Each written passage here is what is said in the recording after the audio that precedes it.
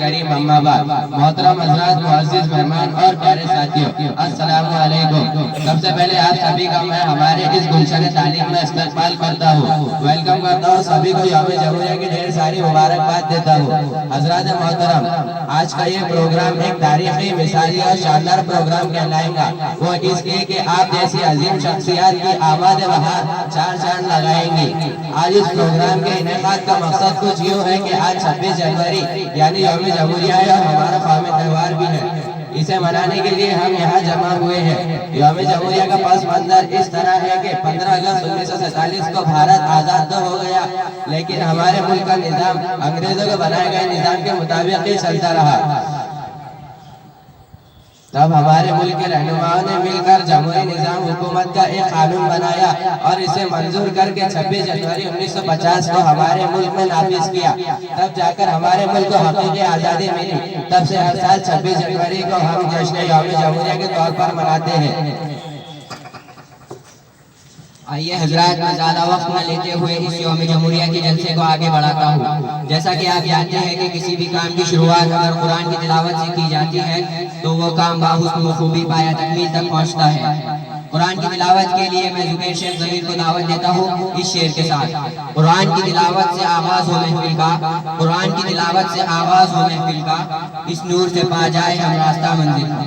زوردار تالی کے ساتھ استقبال کیجیے۔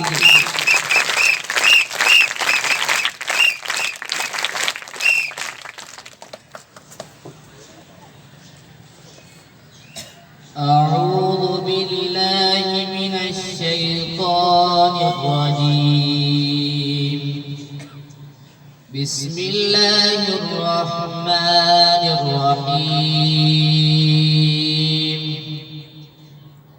يا أيها الذين آمنوا استعينوا بالصبر والصلاة إن الله مع الصابرين ولا تقولوا لمن يقتل في سبيل الله أموات بل أحياء ولكن لا تشعرون ولنبلونكم بشيء من الخوف والجوع ونقص من الأموال والأنفس والثمرات وبشر الصابرين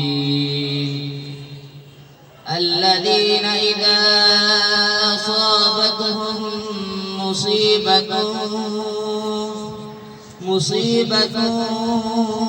قالوا إنا لله وإنا إليه راجعون صدق الله العظيم۔